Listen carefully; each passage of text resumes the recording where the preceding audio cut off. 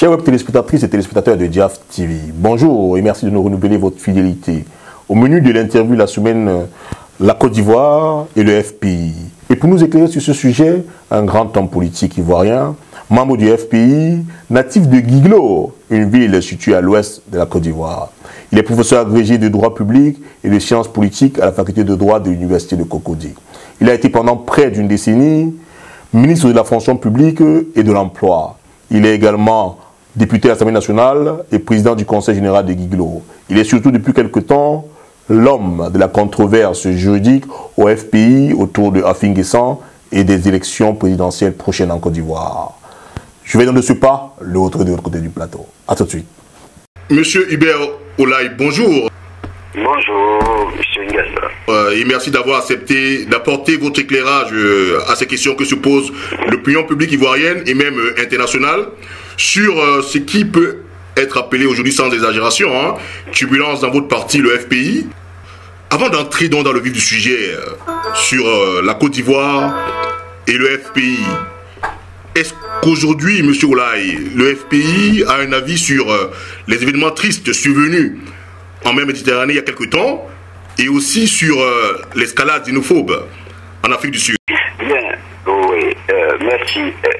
Permettez-moi tout d'abord de vous dire un grand merci de me donner l'occasion, au nom du Front populaire ivoirien, de nous exprimer sur la situation en Côte d'Ivoire et à l'occasion sur un certain nombre d'événements qui touchent les Africains. Vous avez tout à l'heure parlé du naufrage tragique, ce n'est pas le dernier, il y en a eu beaucoup d'autres, et c'est triste.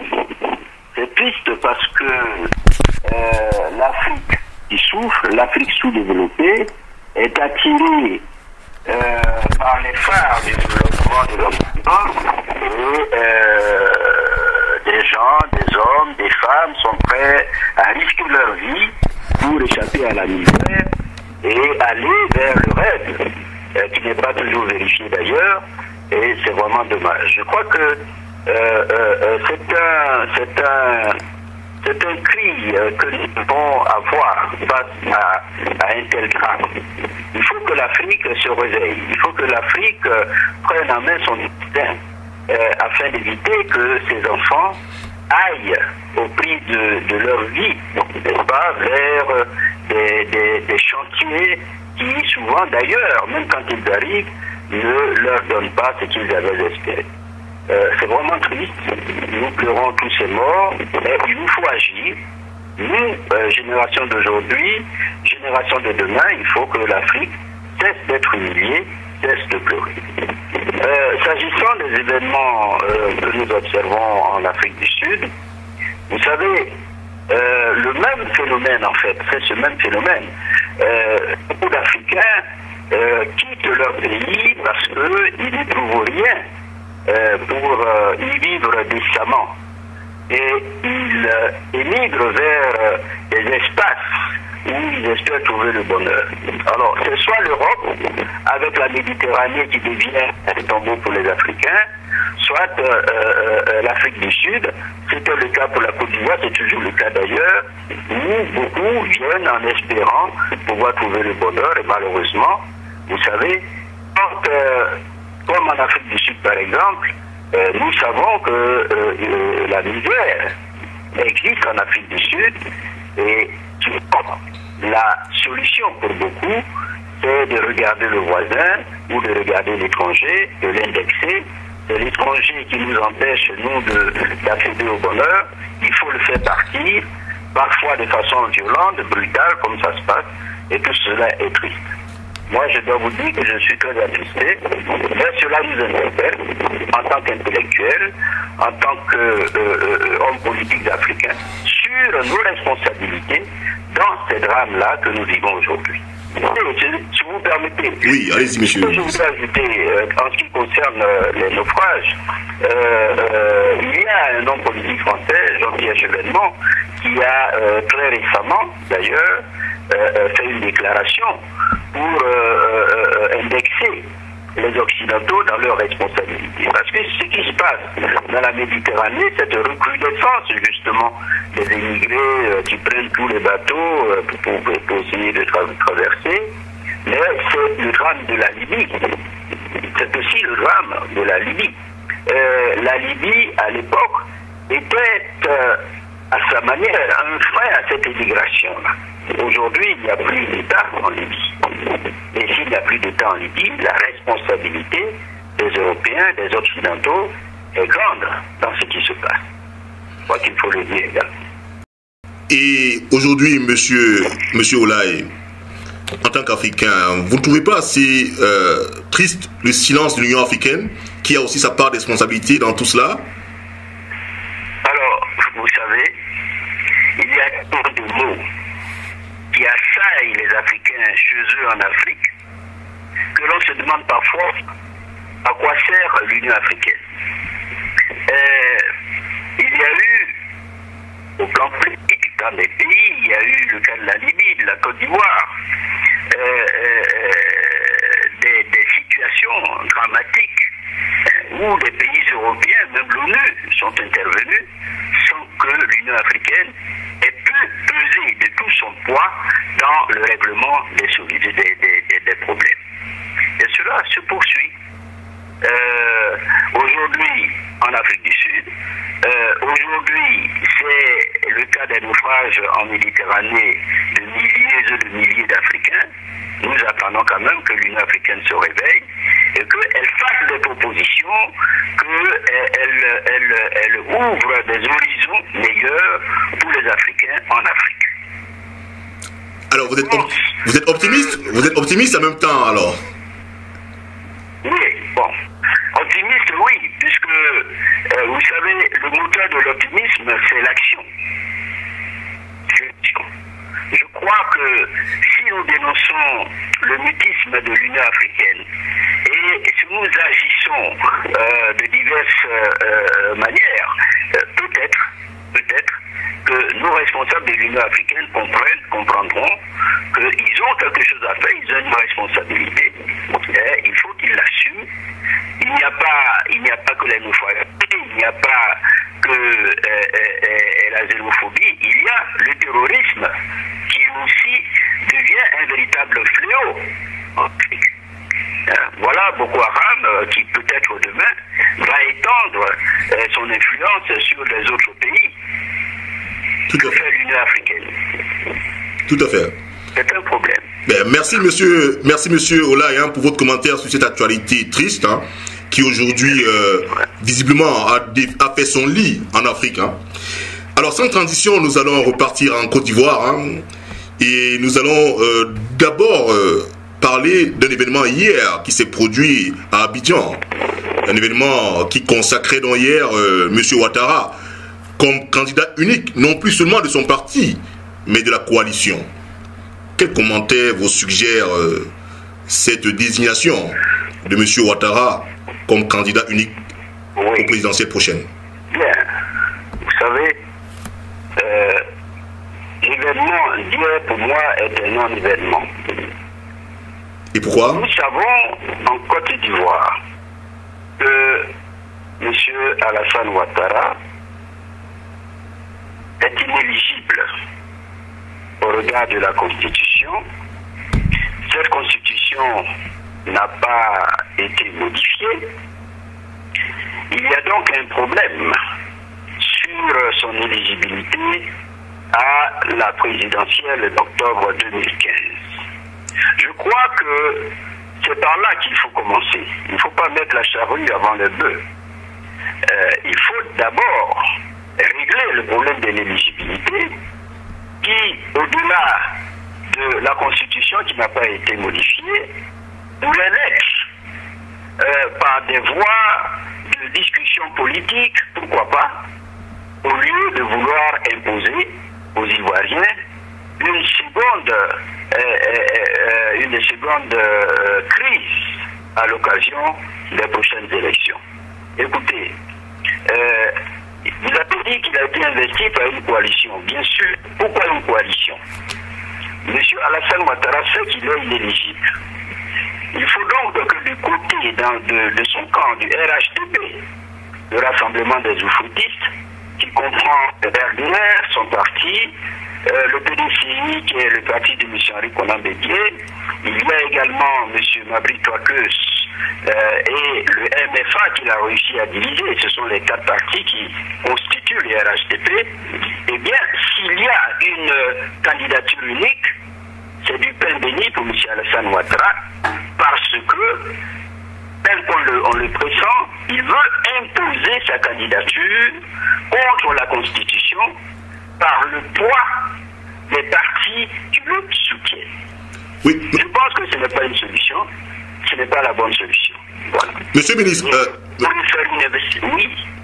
Oui, juste, oui, s'il vous plaît. Alors, juste un point. Déjà, est-ce qu'aujourd'hui, il y a un article de loi que vous pouvez décrire aux auditeurs qui nous suivent, qui stipule bien l'illégibilité du président Ouattara? J'ai en mémoire l'article 35 de la Constitution ivoirienne qui fait référence à la qualité de candidature d'un présidentiable qui doit être né de mère et de père ivoirienne. Est-ce de cela que vous parlez? Oui, c'est bien de cela que je parle. Et à propos de cet article-là, il y a une jurisprudence, il y a eu un arrêt qui a été un obstacle à la candidature de M. Alassane Ouattara à l'époque. Cette situation n'a pas changé. À Marcoussi, il a été question de modifier la Constitution et précisément cet article 35 par un référendum qui n'a jamais été organisé. Aux dernières élections en 2010, logiquement, M.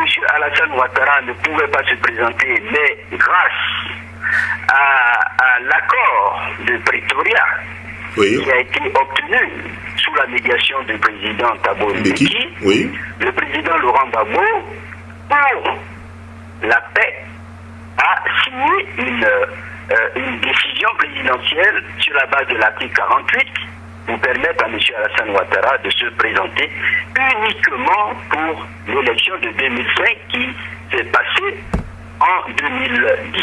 D'accord. Eh bien, nous nous retrouvons dans la situation où M. Alassane est inéligible. Oui, mais... Et où il faut une solution soit juridique, soit politique. D'accord. Monsieur Oulaye, Voilà. Monsieur Oulaye, je ne vous coupe pas. Juste un point. Qu'est-ce qui empêche aujourd'hui, avant octobre, que M. Alassane Ouattara bénéficie de nouveau de cette jurisprudence pour une deuxième fois? Non, il n'y a pas de jurisprudence. Puisqu'il en a bénéficié une première fois, en 2005, avec la médiation de Thabo Mbeki. Oui. Alors, il en a bénéficié pour 2 raisons. La première, nous nous préparions pour l'élection de sortie de crise. D'accord. Et donc, le médiateur, à l'époque, a pensé que cette question-là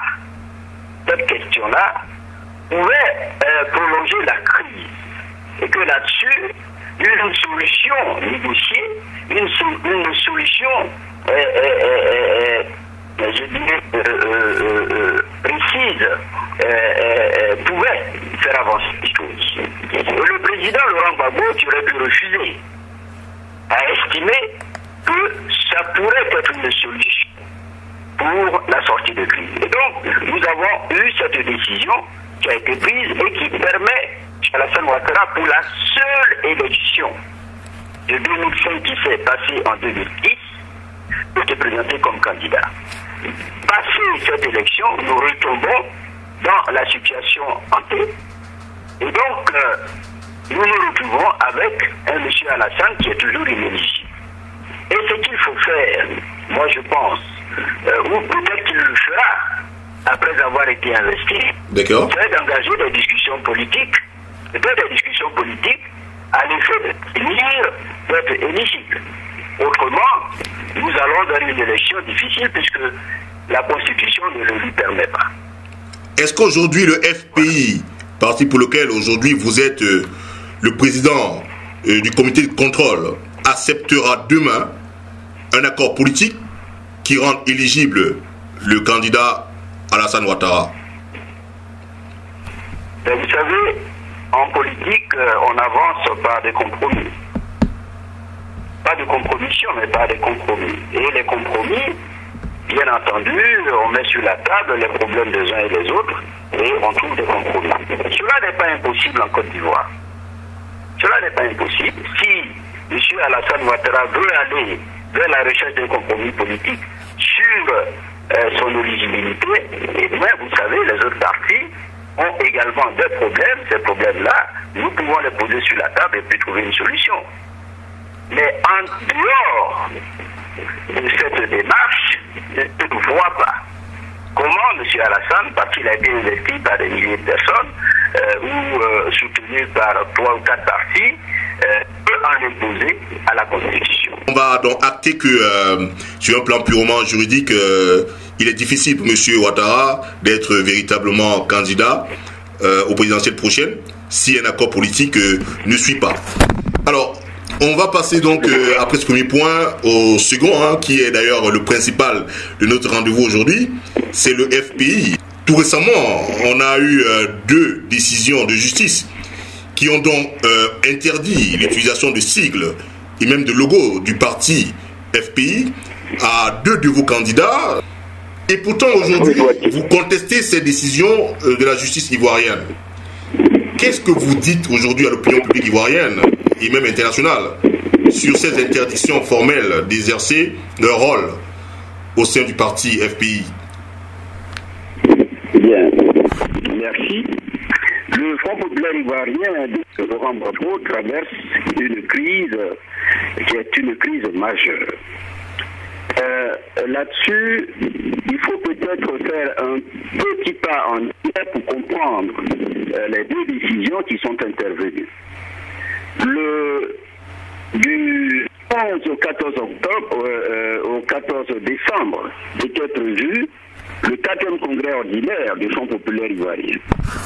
Ce congrès-là devait permettre la désignation d'un nouveau président du Front populaire ivoirien, entre autres thèmes qui devaient être examinés.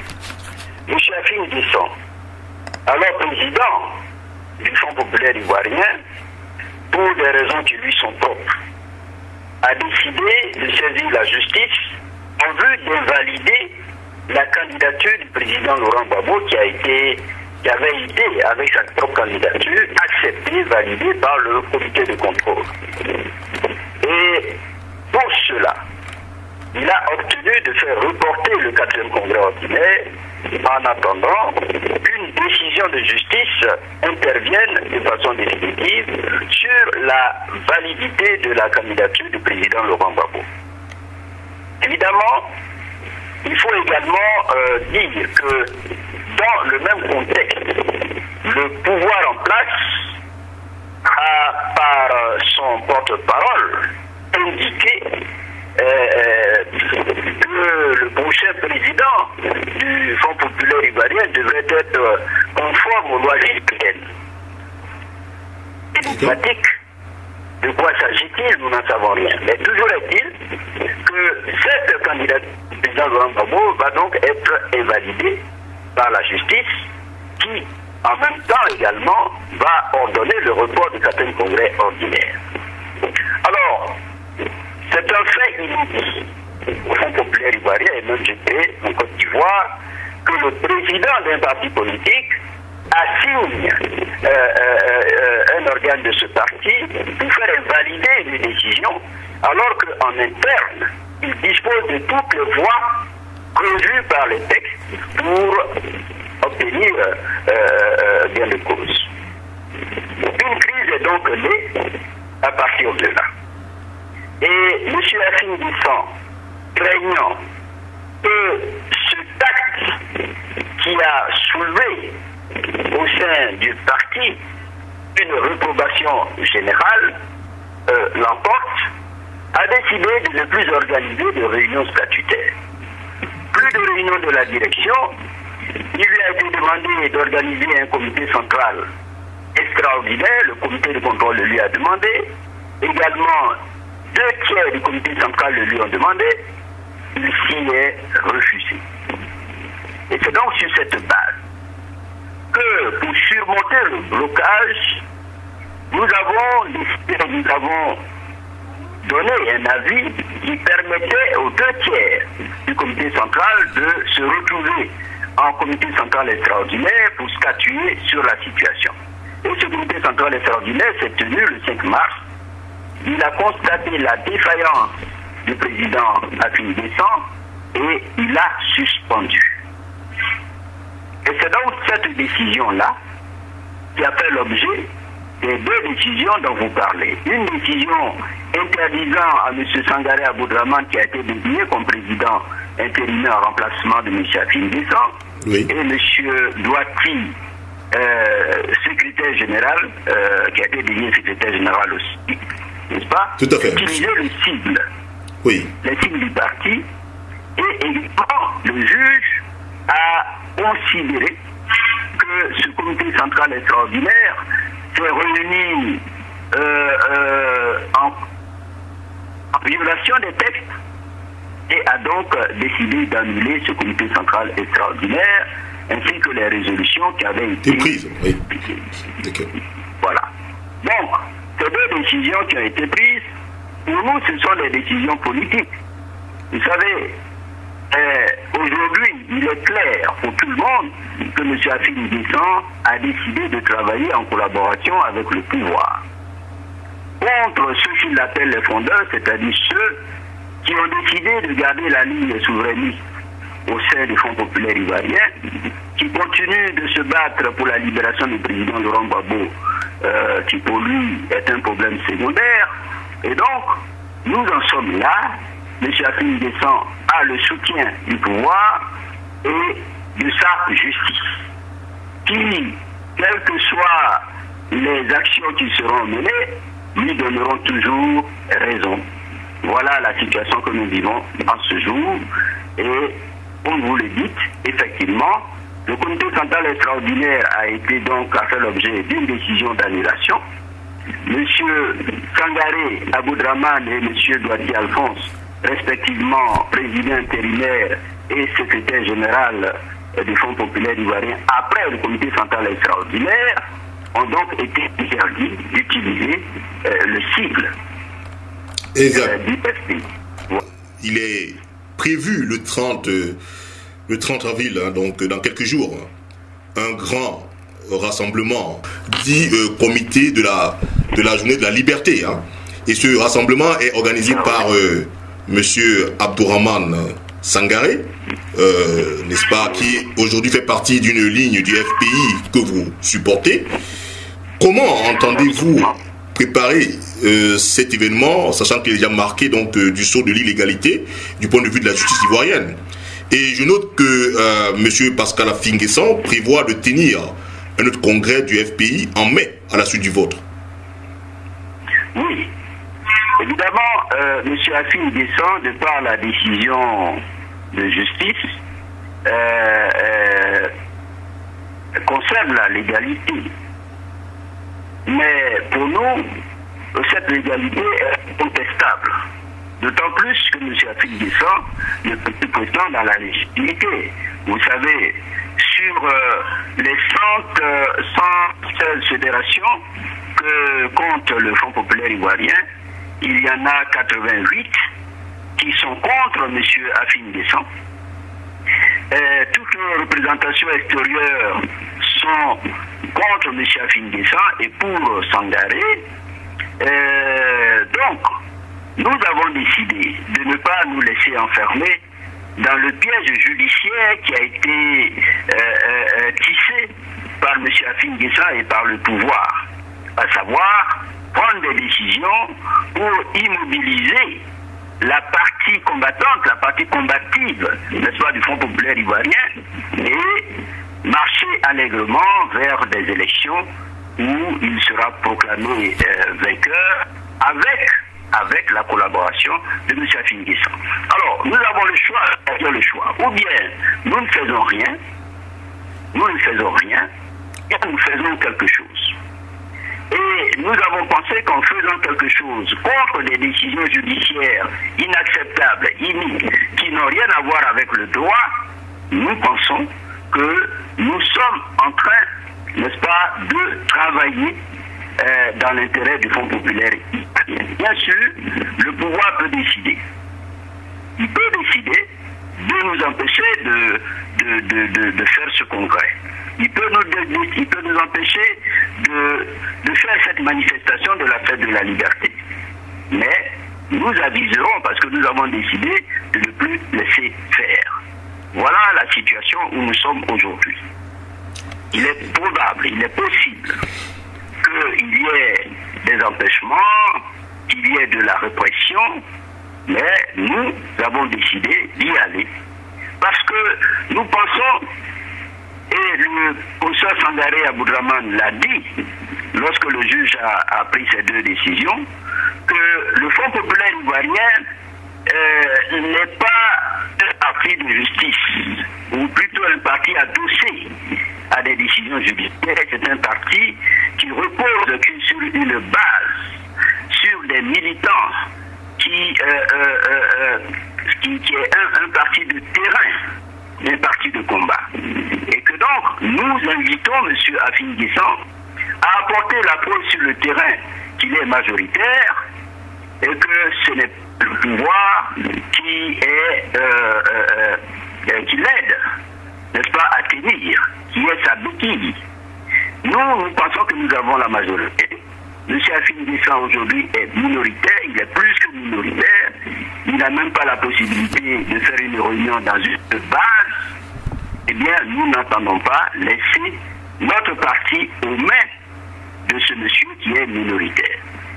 Nous avons un certain nombre d'objectifs à atteindre. Il faut libérer, il faut agir pour la libération du président Gbagbo. Il faut agir pour la libération des prisonniers politiques en Côte d'Ivoire. Il faut agir pour le retour des exilés, et il y en a plein. Il faut agir par rapport aux Ivoiriens qui souffrent aujourd'hui, qui sont dans la misère. Nous n'allons pas attendre parce que M. Afin Guessan a obtenu de ses amis une décision judiciaire qui le maintient comme président du Fonds populaire ivoirien. Alors, oui, M. Oulaye, on entend bien tout ce que vous dites. Vous appréhendez vous-même déjà l'interdiction du mouvement du 30 avril prochain et visiblement aussi des arrestations. Avez-vous entrepris des mesures sécuritaires et financières pour cela?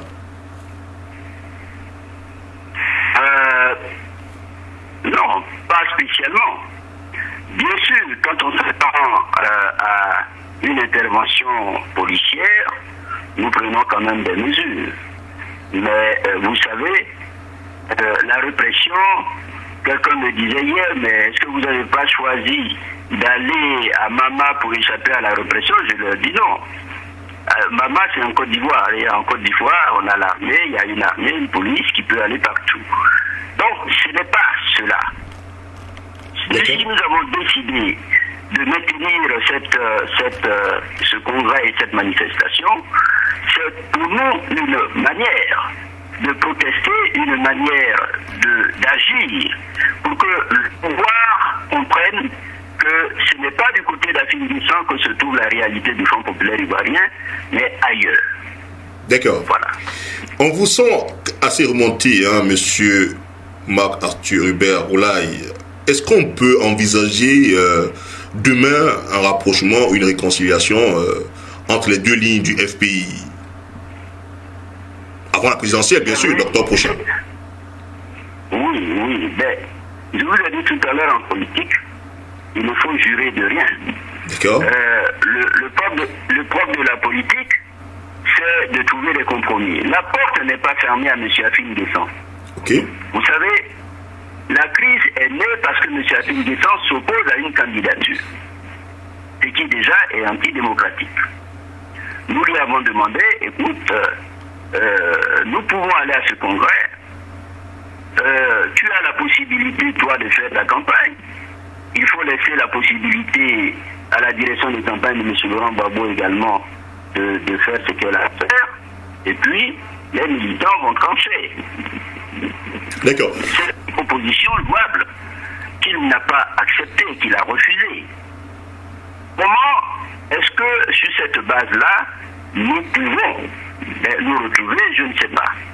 Pour nous, il faut qu'ils comprennent que la démocratie doit prendre le pas sur des questions, des ambitions personnelles. Voilà.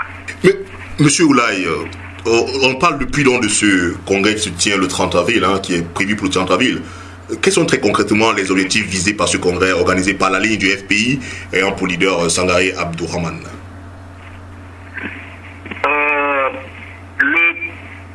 Le premier objectif, c'est d'abord un rassemblement de forces, de nos bases, pour faire le point sur des questions essentielles identifiées au nombre de 3.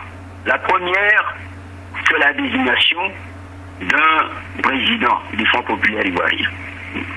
La deuxième, c'est le toilettage de nos textes qui nous ont créé beaucoup de problèmes dans cette crise, parce que nous nous sommes aperçus que nos textes étaient insuffisants pour gérer un certain nombre de problèmes.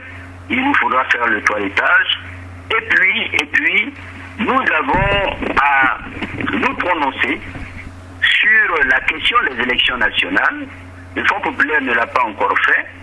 Et nous sommes même taxés de dire que nous ne voulons pas aller aux élections. C'est un peu la chanson de M. Affi et la chanson de pouvoir. Nous ne l'avons jamais dit, nous avons dit que le Congrès décide pour tout ce qui touche aux élections, et notamment à l'élection présidentielle, qui est une élection majeure. C'est le Congrès qui doit tracer la direction à suivre.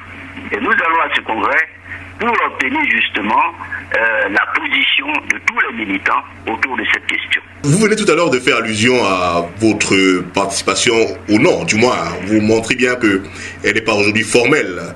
Et pourtant, on a quand même aujourd'hui quelques tractations qui se font en coulisses entre vous et notamment le parti, le leader, le parti de Mamadou Koulibaly.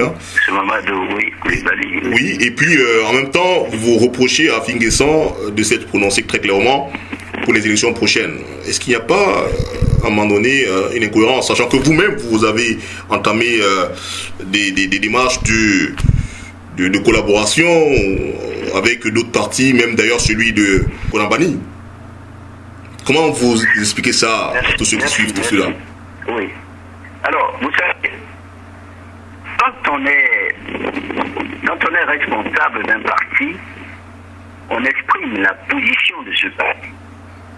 Et la position de ce parti-là est dégagée par des instances. Je vous ai dit tout à l'heure qu'au Front populaire ivoirien, la question de la participation à l'élection sera tranchée par le Congrès. M. Affi fut-il président du Front populaire ivoirien, n'est pas le Congrès du Front populaire ivoirien. Comprenez ce que je veux dire? Très bien, oui. Et donc la position qu'il exprime est une position personnelle.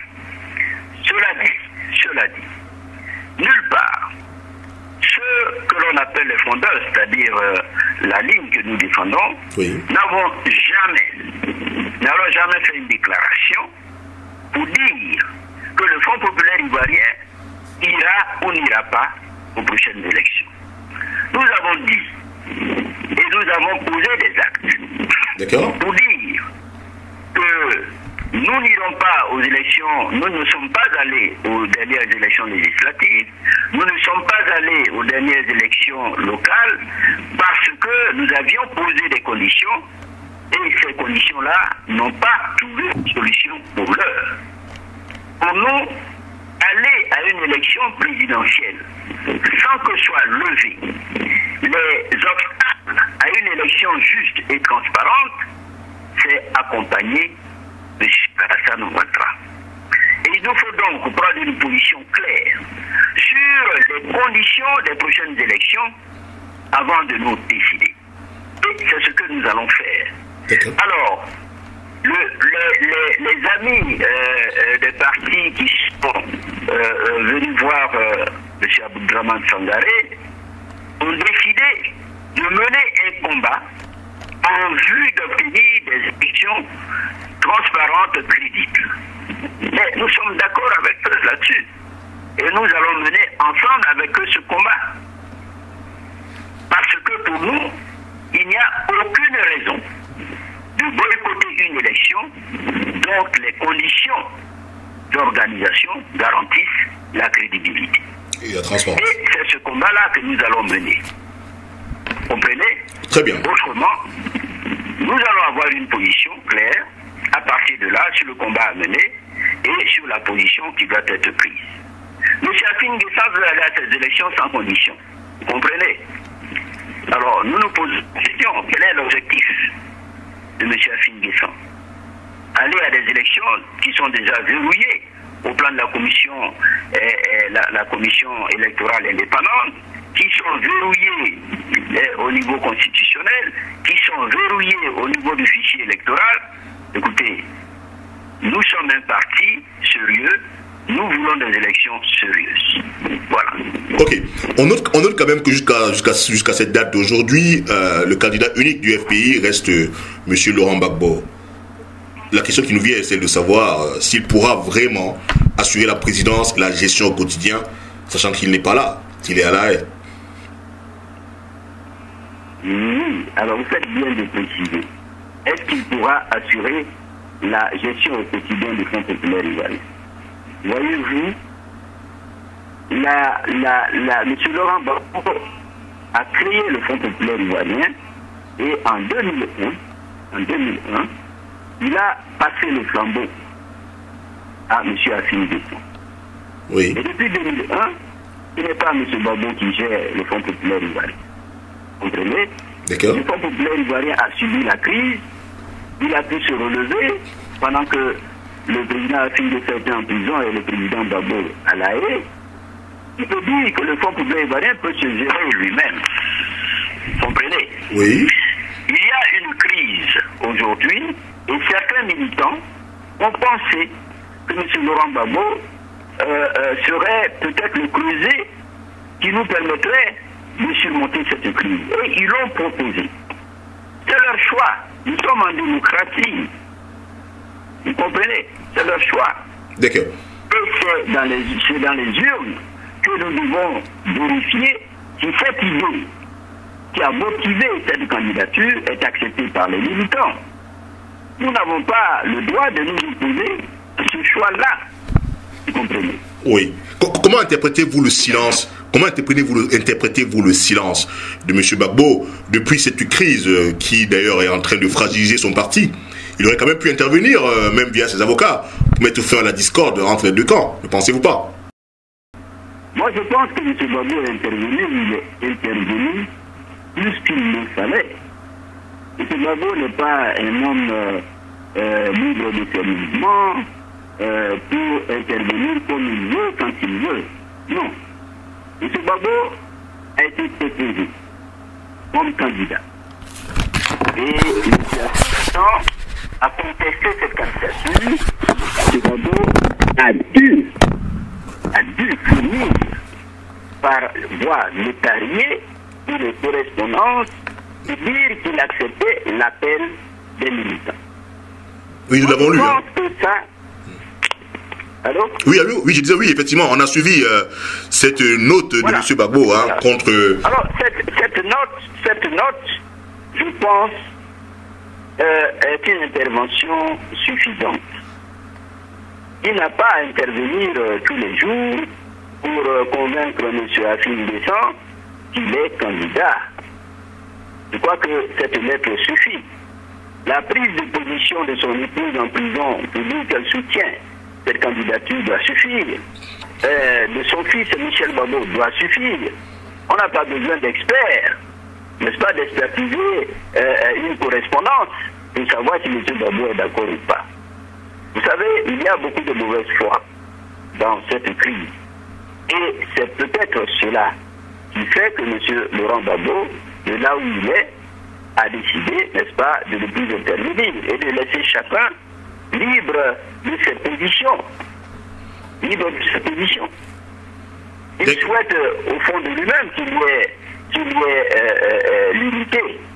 Mais vous comprenez qu'il ne peut pas obliger M. Afin Guessan à accepter une candidature ou à accepter telle ou telle solution. Par contre, le président Afi annonce un voyage en Europe, dont une entrevue avec François Hollande, le président français, et une probable visite à La Haye avec l'ex-président Gbagbo. Et pourtant, les proches de votre tendance indiquent que l'ex-président Gbagbo conditionne la possibilité d'un entretien avec Afi, et lui, par votre présence et celle de Sangaré, pourtant interdit de sortir du territoire ivoirien. Quelle est la part de vérité dans cette affaire? Non, mais je pense que c'est M. Afi qui nous situera tous. Il a annoncé une visite à La Haye. Nous attendons qu'il termine cette visite et nous aviserons sur le bien fondé de l'annonce qui a été faite que sa visite était conditionnée. Nous attendons que M. Afi rende visite au président Laurent Gbagbo et qu'à partir de là, tout soit clarifié. Voilà. Nous saurons à ce moment-là si ce communiqué était un faux ou vrai. Je voulais quand même remarquer que quand on remonte près de 12 ans dans le passé, cette crise au FPI rappelle étrangement l'atmosphère délétère qui a précédé le deuxième congrès ordinaire du FPI en 1996.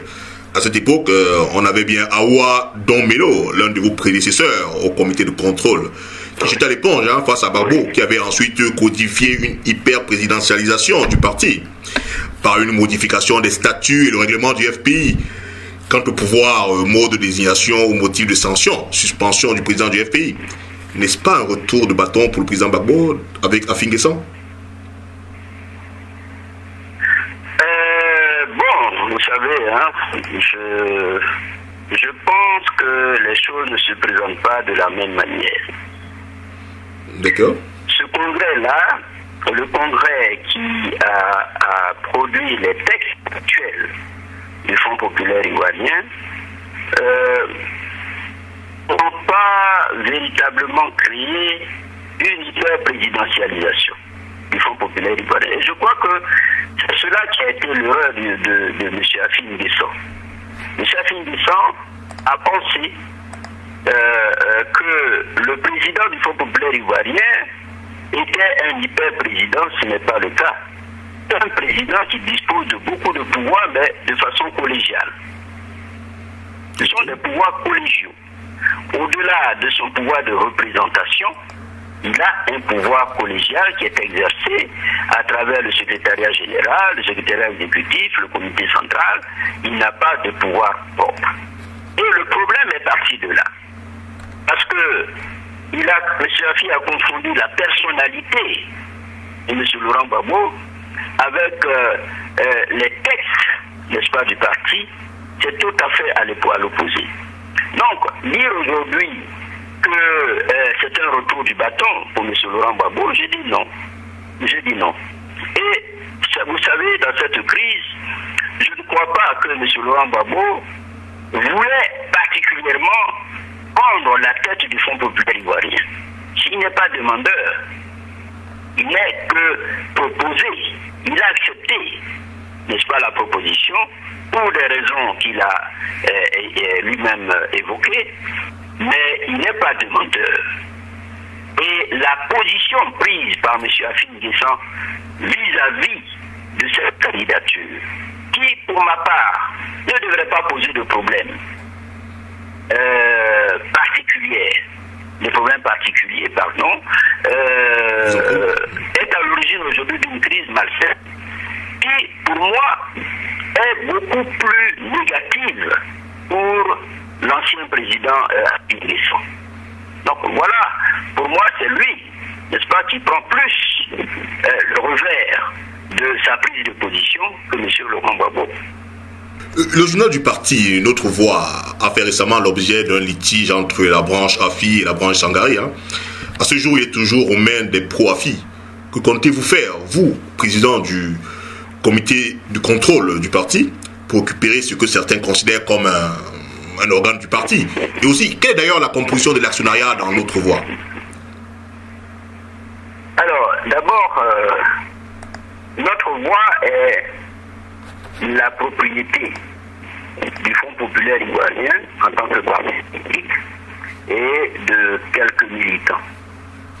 Le parti dispose de 80% des actions et à ce titre, il est donc représenté par le président. C'est donc M. Afin Guessan qui aujourd'hui représente le Fonds populaire ivoirien et qui dispose de ces 80%. Il y a 4 autres militants qui se partagent les 20%, n'est-ce pas, qui restent. Qu'est-ce qui s'est passé? Lorsque M. Afin Guessan a été suspendu, la suite logique, c'est la modification de l'actionnariat. Dans les textes, il est indiqué que c'est le président du Fonds populaire ivoirien, M. Afin Guessan ayant été suspendu, n'est donc plus président du Fonds populaire ivoirien. Okay. Il fallait donc réadapter, n'est-ce pas, les textes, et c'est cela qui a été à l'origine de la crise à laquelle vous faites allusion. Alors, que faire aujourd'hui? Bien entendu, M. Affi disposant d'une décision de justice, il va être difficile, n'est-ce pas, de lui arracher ce journal qui n'a caporalisé depuis plus de 8 mois. Depuis plus de 8 mois, on ne parle que de Affi, de la première page jusqu'à la dernière, et pas des autres. Et donc aujourd'hui, le journal lui-même est en difficulté financière. Ça, c'est connu. Donc, c'est dommage, mais pour l'heure, nous n'avons pas les moyens juridiques, n'est-ce pas, de lui arracher ce journal. Le gouvernement ivoirien vient d'octroyer au titre de financement des partis une enveloppe de plusieurs centaines de millions de francs CFA au FPI, tendance AFI, qui ne reconnaît que seul président du FPI. Comment interprétez-vous cela et comment pouvez-vous récupérer cette somme que certains considèrent comme appartenir à tout le FPI? Merci. Vous savez, dès le départ de cette crise et après le 5 mars, le comité central extraordinaire du 5 mars qui a suspendu M. Affi, le gouvernement a officiellement pris position pour dire qu'il ne reconnaîtrait de toutes les manières que M. Afin Guessan. D'accord. Chose incroyable parce qu'il n'appartient pas à un gouvernement d'entrer dans les affaires intérieures d'un parti politique. Il doit se contenter, n'est-ce pas, de la fiche administrative déposée au ministère de l'Intérieur. Mais eux avaient décidé que seul M. Afin Guessan serait l'interlocuteur du gouvernement. Vous voyez déjà que le problème était posé dès le départ. Il n'est donc pas étonnant que M. Afin Guessan reçoive le chèque au nom du Fonds populaire ivoirien. D'ailleurs, après la décision de justice qui annule le comité central extraordinaire. Alors, pour nous, si vous voulez, ce n'est pas un problème en soi. Le problème du FPI n'est pas un problème financier. D'accord. M. Afin Guessan doit rendre compte au Congrès de la gestion de 13 années. Sa gestion de 13 années, tant au plan moral qu'au plan financier. Eh bien, l'argent que reçoit M. Affi devra faire un jour, n'est-ce pas, l'objet d'un rapport financier devant les militants du Fonds populaire ivoirien. Donc, nous ne sommes pas particulièrement troublés ou en difficulté par rapport à cela. Ce n'est pas un problème. C'est l'argent du Fonds populaire ivoirien. Il doit le gérer conformément à nos principes et il doit nous rendre compte un de ces jours, n'est-ce pas, de l'utilisation de cet argent. Voilà ce que je peux vous dire sur cette question. Voilà. Alors, monsieur Oulay, la tendance du FPI aujourd'hui sous la houlette de Afin Guessan revendique la quasi-totalité des membres du comité central et de l'ensemble des assemblées fédérales qui constituent les membres du Congrès. Il projette d'ailleurs une tournée dans toutes les fédérations du parti, toutes les fédérations du pays, autant pour moi, entre le 24 avril et le 10 mai prochain. Pourtant, vous annoncez 10 000 congressistes. Quelle est la réalité de ces chiffres? Qui gère réellement le FPI sur le terrain? La ligne Affi ou la ligne Sangaré? M. Afin Guessan ne fait que porter la veste. Voilà. Et M. Sangaré gère les militants du Fonds populaire ivoirien. Pour vous donner quelques chiffres, nous avons 106 fédérations, si je me trompe, et sur les 106, 88 se réclament de la tendance Sangaré. Et pour les fédérations qui restent, ce sont les fédéraux qui ont fait allégeance à M.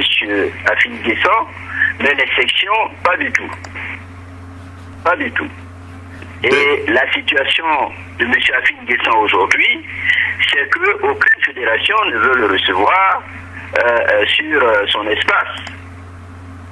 Vous comprenez? Oui.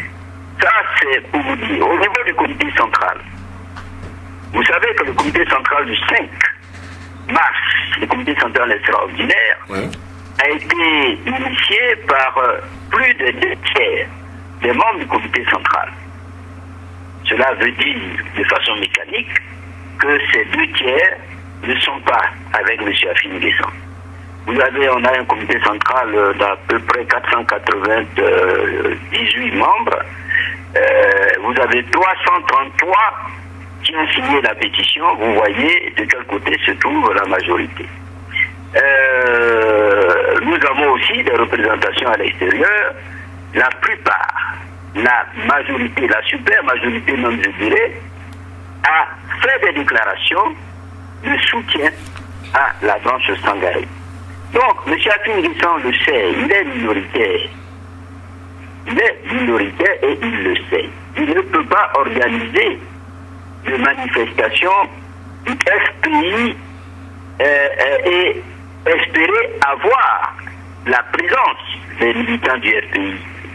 Et bien entendu, vous aurez toujours du monde à des manifestations parce que, vous savez, chez nous, il est facile de transporter des badauds ou faire du remplissage. Ça, on le connaît en politique, on sait comment ça se passe. Mais la réalité du terrain, elle est connue et même les soutiens de M. Afin Guessan le savent. Ils savent qu'aujourd'hui, n'est-ce pas, M. Afin Guessan, qu'ils ont soutenu en pensant qu'il leur apporterait le Fonds populaire ivoirien sur un plateau d'argent, eh bien, il leur apporte un plateau vide. Voilà la réalité. D'accord. Aujourd'hui, Monsieur Olaï, vous-même, vous avez été pendant un moment en exil au Ghana, si mes souvenirs sont exacts. Oui. Et puis, ils sont encore nombreux aujourd'hui, certains de vos camarades en exil dans d'autres pays. Hein. Et puis, certains sont d'ailleurs encore en prison. On a par exemple, M. Assoua Adou, hein, qui était le directeur national de campagne de M. Laurent Gbagbo, Lida Kouassi, qui croupissent encore en prison, à la prison civile et militaire d'Abidjan. Quelles actions menez-vous concrètement, vous de la tendance Sangaré aujourd'hui, pour réclamer la libération et le retour de vos camarades en exil? Merci. Effectivement, il y a encore beaucoup d'Ivoiriens en exil. Et là-dessus, je dois vous dire que M. Afin Guessan n'a pas réussi, n'a pas su mener une vraie politique pour le retour, n'est-ce pas, des exilés. Ça a été entre lui et nous, pendant que j'étais encore au Ghana, un point de discorde qui a fait un. Au niveau des prisonniers également, M. Assoua Adou a été... le temps, n'est-ce pas, qu'il était en exil avec nous au Ghana, le responsable des exilés, de la coordination FPI, n'est-ce pas, des exilés, il est revenu sur la foi, tout comme moi d'ailleurs, sur la foi d'un accord qui aurait été conclu entre M. Afin Guessan et le pouvoir. Nous sommes venus pour voir ce que valait cet accord. M. Assoua Adou est en prison à ce jour. Moi, je suis constamment menacé. Bon, voilà la réalité. Alors, que faisons-nous pour que M. Assoua Adou, M. Lida, voilà. M. le ministre Togo puissent sortir de prison? Vous savez, dans la situation justement où nous sommes, et ça aussi, c'est le point de discorde avec M. Afin Guessan. Il lui a été proposé une série d'actions pour contraindre le gouvernement à relâcher les prisonniers. M. Afin Guessan a décliné ces propositions. Pour lui, il faut faire le dos rond, hein, il faut collaborer et au bout de la collaboration, nous aurons tout ce que nous voulons. Hein.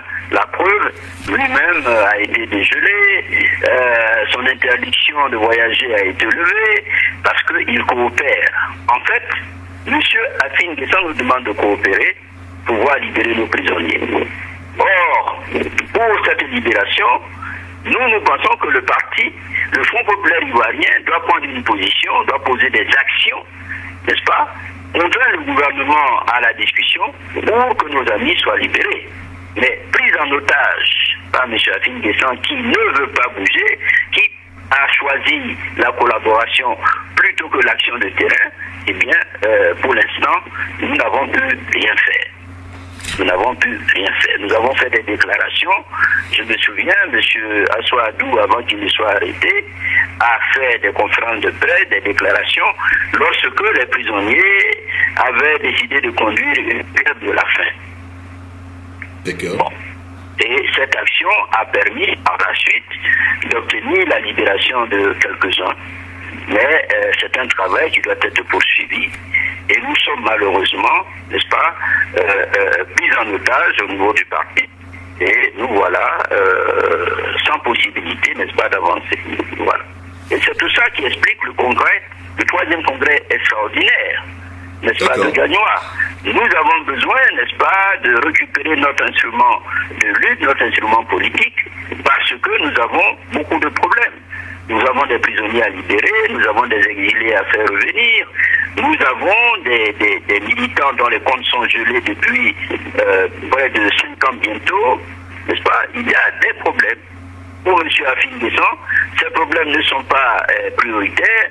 Ce qui est prioritaire, c'est que lui se présente à des élections sans condition. Mais nous ne partageons pas ce point de vue. Alors, il y a aujourd'hui une expression, hein, enfin 2 expressions, une pour vous et une pour les pro-AFI, hein, notamment Gbagbo ou rien, dont on vous affuble, et Gbagbo et nous, comme se revendiquent les pro-AFI. Quel sens ou contenu donnez-vous à ces appellations? Écoutez, les Gbagbo ou rien, c'est-à-dire nous, M. Sangaré Odaman, oui, a dit qu'il portait fièrement, qu'il acceptait fièrement, n'est-ce pas, cette qualification. Gbagbo ou rien, bon, nous l'assumons. Que veut dire Gbagbo et nous? Qu'est-ce que ça veut dire? C'est la question qu'on vous pose. Oui, mais justement, moi je vous pose la question. Au vif comme ça, quand on dit Gbagbo et nous, ça ne veut rien dire. Vous voyez? Ça peut vouloir dire Gbagbo et nous, on verra ce monsieur-là, on va lui faire voir. Bon, ça peut se dire, mais quand on dit Gbagbo ou rien, alors ça comprend. Vous comprenez? L'autre expression, puisqu'on est sur les expressions, l'autre expression, les fondeurs. Oui.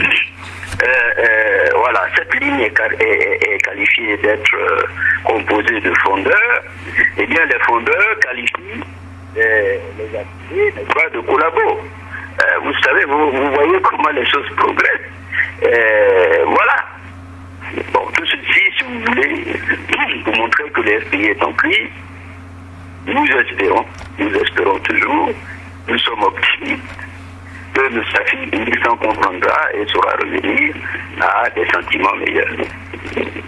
Alors, voilà. Monsieur Marc Arthur Hubert Olaï, vous êtes aujourd'hui le président du comité de contrôle du FPI. Est-ce qu'aujourd'hui, avec du recul, vous ne pensez pas que le congrès, que la ligne Sangaré, la ligne du FPI, n'est-ce pas, animée par Sangaré, prévoit pour le 30 avril de ce mois, aurait pu attendre, ne serait-ce que le moment de l'apaisement entre les deux lignes du FPI pour se tenir? Est-ce qu'il n'y a pas eu un loupé quelque part? Le 3e congrès extraordinaire a été décidé à l'issue du comité central extraordinaire du 5 mars. D'accord. Qui a suspendu M. Afin Guessan. Lorsque le président du parti est suspendu, l'organisation d'un congrès est obligatoire, puisqu'il faut statuer sur la sanction, le parti ne pouvant pas continuer sans tête. Donc la décision a été ainsi prise. Maintenant, entre-temps, il y a eu, bien entendu, les décisions, mais comme je vous l'ai dit dès le départ, les militants du Front populaire ivoirien s'étaient organisés pour participer au 4e congrès ordinaire prévu début décembre, après 13 années de non-organisation de cette instance. Et M. Afin Guessan, pour des raisons que nous avons suffisamment exposées, décide, n'est-ce pas, parce qu'il veut être le candidat unique, de faire reporter ce congrès et invalider la candidature du président Bob. Nous n'allons pas rester dans le piège de la justice. Parce que les deux décisions qui sont intervenues après le comité central extraordinaire s'inscrivent dans le même registre du piège judiciaire dans lequel on veut nous enfermer pour nous réduire au silence. Mais un parti politique, c'est fait pour faire de la politique. Et le 30 avril, ça fait partie de la politique.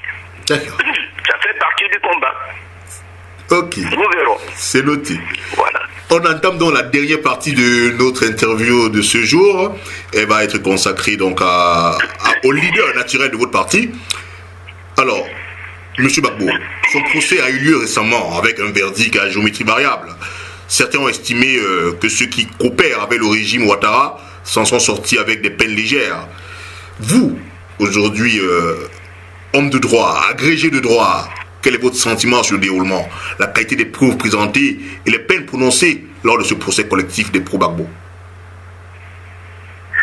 Bon, vous savez, je pense que l'opinion a fait le procès de ce procès-là déjà.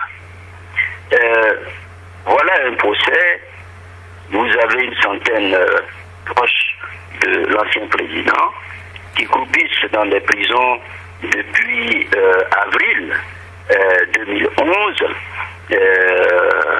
et dont on a dit que c'était de grands criminels. L'organisation de ces assises était attendue par les Ivoiriens, mais également par l'opinion publique internationale, puisque c'est pratiquement sur le même fond d'accusation que M. le président Laurent Gbagbo se trouve à La Haye. Donc, le procès devrait nous édifier sur les preuves, sur les crimes d'abord, sur les preuves qui accablent ces prisonniers-là. Bien, je vous dirai tout de suite. Moi, j'ai fait 3 observations. La première, c'est la composition du jury de ces assises.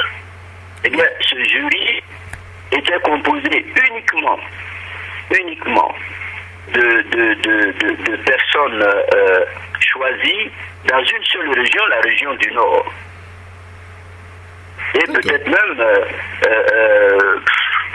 peut-être pour l'ironiser, certains disaient même qu'ils devaient être du même département. Bon, bref. Mais ce qui est clair, c'est que dans la diversité ethnique de la Côte d'Ivoire, nous avons 62 ethnies en Côte d'Ivoire, il n'y a qu'une seule qui s'est retrouvée dans le jury. Premier fait, n'est-ce pas, troublant. Le deuxième, dans la conduite du procès, à aucun moment, l'accusation n'a réussi à produire des preuves des accusations qu'il a portées contre les personnalités ou même contre les jeunes qui avaient été arrêtés. Ce sont des accusations générales. Accusations, attentats contre la sûreté de l'État, coalition de fonctionnaires, enfin bref, des choses comme ça. Mais où sont les preuves? Il n'y en a pas. Les témoins se sont contredits. Certains témoins n'ont même pas vu ce qu'ils accusent. Ah, ils ont dit que... Ah oui, mais pour eux, c'est telle personne. Donc, comment vous le savez? Ben, ils ne le savent pas. Bon, bref, une vraie comédie. On s'attend donc, dans un cas comme celui-là, puisque en droit pénal quand même, quand il y a un doute, il profite à l'accusé. Mais ici, le doute a profité à l'accusation. Et nous avons donc été gratifiés, je le dis pour ironiser, d'un verdict tout à fait scandaleux. Hein? Pour les mêmes faits qui n'ont pas été prouvés, eh bien, on a eu des peines en zigzag. Suivant que vous êtes très proche de M. Laurent Gbagbo, vous écopez de peines lourdes. C'est le cas de Mme Simone Gbagbo, son épouse, 20 ans alors que rien n'a été prouvé contre elle. C'est le cas pour son fils, contre qui il n'y a eu aucune preuve de quoi que ce soit. Bon, ben, il a écopé de 5 ans ferme. Voilà. De son ami M. Sangaré Aboudraman. Et alors là, c'est plus grave parce que l'accusation avait même requis une peine moindre pour M. Sangaré Aboudraman que M. Assine Guissan. Eh bien, monsieur, je crois qu'ils avaient requis 14 mois avec sursis. M. Aboudraman a écopé de 5 ans. D'accord. Vous comprenez? Bon. Et de l'autre côté, M. Assine Guissan, je suis bien content qu'il ne soit pas en prison parce que pour moi, toutes ces personnes-là ont subi de fausses accusations, que ce soit M. Assine Guissan et tous les autres. Vous restez donc objectif malgré la crise au sein du parti. Je veux dire, vous restez objectif malgré la crise au sein du parti. Vous Oui, voulez du bien pour Assine Guissan. Non, moi je ne suis pas. Vous savez, il faut être honnête. M. Assine Guissan, qu'est-ce qu'il a fait? Madame Gbagbo, Michel Gbagbo, tous ces gens qui ont été arrêtés parfois même par le fait du hasard. Vous comprenez? Bon, donc, moi j'ai pensé que le fait que l'accusation n'ait pas été capable de fournir des preuves contre ces personnalités-là ou contre ces accusés aurait conduit peut-être à un verdict, n'est-ce pas, qui donnerait le sentiment que nous acheminons vers un apaisement, un sentiment de plutôt une réconciliation. Non, c'est pas le cas. On a séparé sans raison, sans référence justifiable des gens qui sont poursuivis pour les mêmes raisons, sans preuve, d'autres sont acquittés et d'autres sont lourdement condamnés. Alors voilà les 3 observations pour concernant ce procès. Je crois que beaucoup l'ont fait, ils ont fait les mêmes observations, mais la leçon à tirer, c'est que nous ne sommes pas en face d'une justice indépendante. Je crois que ces choses-là ne dépendent même pas des juges. Ils se sont laissés guider, donner des instructions pour que les choses se présentent ici. Donc voilà. Avez-vous aujourd'hui, c'est une question qui nous vient du Mans, d'une Ivoirienne qui demande aujourd'hui si vous avez les nouvelles de Laurent Gbagbo et de Simone Gbagbo. Oui, nous avons des nouvelles du président. Nous en avons. Le président, à ce qu'on nous dit, sa santé est bonne. Il a le parle. Et je crois que c'est ce qu'il faut pour pouvoir tenir dans ces conditions-là. C'est la même chose pour son épouse, Simone. Voilà. Ils peuvent être affligés par le verdict scandaleux dont nous venons parler, mais c'est ça aussi l'Afrique. Nous avons des combats à mener pour que la démocratie, n'est-ce pas, prenne corps et que la politique ne soit pas un champ de guerre. Donc voilà. Tout à fait. Alors, une question qui a de tout temps été, on va dire, la question principale dans ce qu'on pouvait appeler le conflit ivoirien, le désarmement de l'Est-Rébellion. Qu'en est-il aujourd'hui concrètement? Le désarmement de l'Est-Rébellion, il n'y a pas de désarmement. Nous assistons ces temps derniers à la télévision ou dans les médias où on nous dit que jusqu'au mois de juin, fin juin, voilà, l'organisme chargé du désarmement devait avoir terminé sa mission. Bon, nous espérons que ceux qui se baladent avec des armes sans raison et sans autorisation seront désarmés et qu'il y aura une meilleure maîtrise de la circulation des armes dans notre pays. Mais pour aller plus loin, moi je vous dirais que la situation aujourd'hui en Côte d'Ivoire elle est plutôt inquiétante. Elle est plutôt inquiétante. Le désarmement de la rébellion aurait dû intervenir avant l'élection de 2010. Mais malheureusement, ça n'a pas été le cas. Et nous avons connu tous les drames qui ont conduit à la crise post-électorale, qui a commencé d'abord par la prise en otage des élections au nord, par des hommes en armes. Et par la suite, n'est-ce pas, cette attaque guerrière des troupes de M. Ouattara, quand il n'a pas été déclaré élu par le Conseil constitutionnel. Donc, allant vers de nouvelles élections, cette question-là a toute son importance. Si nous voulons de vraies élections en 2015, il faut que cette question-là soit résolue. Lorsque M. Alassane Ouattara avait été déclaré perdant, il a mis en action ces forces-là, qui occupaient déjà la moitié du territoire ivoirien. Vous comprenez, ils n'ont donc pas eu beaucoup de temps à perdre avant d'arriver sur Abidjan. Aujourd'hui, ils occupent toute la Côte d'Ivoire. D'accord. Alors, si rien n'est fait à ce niveau-là, il est clair que les élections qui viennent ne seront pas des élections apaisées. Voilà. D'accord. Monsieur Oulaye, on est en 2015, mais nous sommes obligés de vous replonger en 2010, parce que vous avez été quand même très proche de Laurent Gbagbo. Vous avez été son ministre de 2001 à 2010. Vous avez été même à un moment donné son directeur de cabinet. Aujourd'hui, monsieur Marc-Arthur Hubert Oulaye, maintenez-vous toujours que c'est Laurent Gbagbo qui était vainqueur des présidentielles 2010? Si oui, pouvez-vous brièvement nous donner vos arguments à titre personnel? Écoutez, je vous en donnerai deux. D'accord. Même trois. M. Laurent Gbagbo a été déclaré par le Conseil constitutionnel. Ça, c'est un. D'accord. La décision du Conseil constitutionnel, moi, je ne sais pas s'il y en a... Il s'est quand même dédié, hein. Il s'est quand même dédié après, hein. Le président du Conseil constitutionnel s'est dédié, puisqu'il a fait allégeance au régime de Ouattara par la suite. Non, vous savez, il ne s'est jamais dédié. Il faudra lire ce qu'il a écrit. D'accord. Il dit, il a déclaré vainqueur M. Gbagbo sur la base des résultats électoraux. Il a déclaré M. Alassane vainqueur parce que la communauté internationale et l'Union africaine lui ont demandé. C'est ça, hein?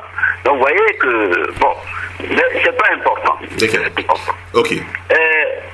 Monsieur Laurent Gbagbo, pour moi, est vainqueur, si vous voulez, en prenant la preuve par l'inverse. Pourquoi M. Choy a-t-il refusé le recomptage? D'épineuse question. A-t-il refusé? Effectivement. D'ailleurs, pourquoi on ne fait pas le recomptage aujourd'hui que Laurent Gbagbo n'est pas là? Qu'est-ce qui empêche ce recomptage de voir? Les procès-verbaux ont-ils disparu? Oui. Et voilà. Alors, ça peut être fait. Notre ami Awado Melo dispose de tous les éléments. Je crois que même la CEI dispose de tous les éléments pour que l'on procède à ce recomptage-là. Il faudra bien qu'un jour on le fasse.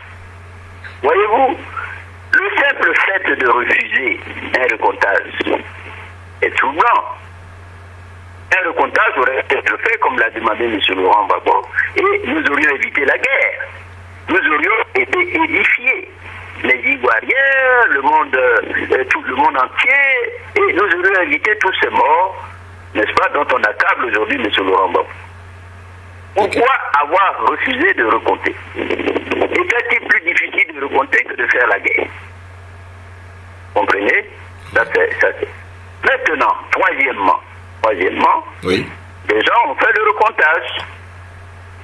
Les gens ont fait le recomptage. Officieusement alors, parce qu'on n'est pas au courant là. Ils ont fait un recomptage officieux alors. Officieusement. Ils ont fait le recomptage et ils ont découvert plus de 2000 procès-verbaux fictifs qui ont été intégrés à ce comptage. Vous savez, le président de la commission électorale indépendante on avait annoncé 70% de taux de participation au soir de l'élection. Et puis par la suite, c'est devenu 80%. D'où sortent ces 10% supplémentaires, et bien vous les trouvez dans les faux procès-verbaux, dépourvus de stickers officiels qui ont participé au décompte au profit d'un candidat. C'est ça la réalité. Comprenez? Donc, logiquement, si nous devons, et nous le disons toujours, il aurait été intéressant pour les Ivoiriens et pour notre futur que la réconciliation que nous souhaitons de tous nos voeux, parce que la Côte d'Ivoire ne va pas rester indéfiniment dans cette situation de hyper-guerre, elle peut se faire sur la base de la vérité. Et la vérité, ce n'est pas seulement la vérité sur les faits, les crimes, etc. Mais ça peut être aussi, ça peut inclure la vérité par le recomptage pour être édifié définitivement. Et nous saurions finalement d'où provient cette crise. Voyez. Tout à fait. Voilà ce que moi je peux dire par ce retour sur les élections de 2010. Voilà. Merci pour votre éclairage. Alors, on va aborder le dernier point, la dernière question de cet échange long que vous avez bien voulu nous accorder en ce dimanche. Hein. Monsieur Olaï, la Côte d'Ivoire est en chantier. On annonce une croissance à 2 chiffres. Les investisseurs se bousculeraient pour Abidjan. La Côte d'Ivoire rayonne à nouveau et certains parlent même de second miracle ivoirien. Qu'en pensez-vous? Et ce sera notre dernière question. Merci beaucoup. Vous savez, moi je suis un peu atypique. Si la Côte d'Ivoire avance, je m'en réjouis. Je ne suis pas de ces politiciens qui souhaitent que leurs prédécesseurs sortent avec 1-0 au titre des actions menées, ou se réjouir par la suite, parce que les actions des politiciens ne sont pas destinées aux politiciens, mais elles sont destinées aux citoyens, au peuple. Et tout ce que nous voulons faire, c'est dans l'intérêt du peuple. Et donc, quand on me parle aujourd'hui d'un miracle, d'abord je ne le vois. Parce qu'un miracle, il faut qu'il soit, j'allais dire, impulsé par l'économie elle-même, et non pas par une arrivée simplement massive de crédit. Hein? Ça, c'est ce qu'il faut faire. Bien. Ce que je voudrais dire, moi, c'est que la Côte d'Ivoire, à partir de 2002, a vécu une situation d'agression rebelle qui a bloqué les actions que voulait mener le président Laurent Gbagbo. Les investisseurs adorent la Côte d'Ivoire. Je sais que des investisseurs ont attendu longtemps en espérant que la crise ouverte en 2002 se referme en 2005. Certains ont même pris de repli au Ghana en attendant que les choses s'arrangent pour reprendre les investissements en Côte d'Ivoire. Malheureusement, la crise s'est prolongée. Mais ce n'était pas parce qu'ils aimaient particulièrement Laurent Gbagbo, c'est parce qu'ils aiment la Côte d'Ivoire et qu'ils pensent que leurs investissements peuvent prospérer en Côte d'Ivoire. Que ce soit donc avec Laurent Gbagbo ou que ce soit avec le monsieur Ouattara, c'est la Côte d'Ivoire qui est recherchée par les investisseurs, ce n'est pas les dirigeants. Ça, c'est la première chose. Deuxièmement, croissance à 2 chiffres, oui, mais la croissance, il faut que le peuple en profite. Les Ivoiriens aujourd'hui s'appauvrissent. Beaucoup ont perdu leur emploi. Ils n'ont plus les moyens d'assurer leur subsistance. Ils ont perdu leur emploi, parfois n'est-ce pas, et bien souvent d'ailleurs, pas parce qu'ils ne savent pas, ils ne connaissent pas leur travail, mais parce qu'ils ne sont pas originaires du Nord, eh bien, ils sont licenciés. Il y en a des milliers et des milliers. Quelle est cette croissance qui ne profite pas aux Ivoiriens? Et ça, je crois que là-dessus, il y a beaucoup à dire. Il y a beaucoup à dire. On nous a dit, on construit des ponts, il y a des routes, mais tout ça est le fait de programmes d'aide à la Côte d'Ivoire. La Côte d'Ivoire veut émerger, mais qu'est-ce qui, en Côte d'Ivoire, donne à ce pays-là une possibilité d'autonomie économique pour pouvoir émerger? On ne peut pas émerger simplement parce qu'on reçoit beaucoup de crédits. Donc, moi, je suis pour que la Côte d'Ivoire avance. C'est tant mieux si avec M. Alassane Ouattara, la Côte d'Ivoire fait des progrès. Mais je pense qu'il faut garder le profil bas. Nous vivons aujourd'hui une situation dans laquelle des crédits internationaux gonflent notre économie donc de façon artificielle et nous donnent une croissance qui devra pouvoir être soutenue par des moyens propres et internes à la Côte d'Ivoire. Mais ça, je ne vois pas venir. Je ne vois pas venir. Voilà. Merci, monsieur Marc-Arthur Hubert Oulaye, de nous avoir accordé votre temps si précieux en ce dimanche. Merci beaucoup. C'est moi qui vous remercie sincèrement de permettre à cette branche du Front populaire ivoirien, mais qui est le Front populaire ivoirien, de pouvoir s'exprimer, s'expliquer, de faire comprendre le fond de cette crise et de permettre à nos militants de garder l'espoir. Nous pensons que toute crise finit toujours par finir. Et la crise au sein du FPI finira bien un jour, n'est-ce pas, et nous remettra sur le chemin de la lutte pour la liberté, de la lutte pour la Côte d'Ivoire. Et c'est ce FPI-là que nous souhaitons et que les Ivoiriens attendent. Merci, merci, ce sera dans le mot de la fin. Encore merci et bon dimanche. Merci, merci à vous, très chers téléspectateurs, de nous avoir suivis pendant plus d'une heure d'interview avec monsieur Marc-Arthur Hubert Oulaye, ancien ministre de la fonction publique en Côte d'Ivoire, président du comité de contrôle du FPI. Monsieur Marc-Oulaye, merci, au revoir. Merci, au revoir à vous. À très bientôt. Merci, à très bientôt.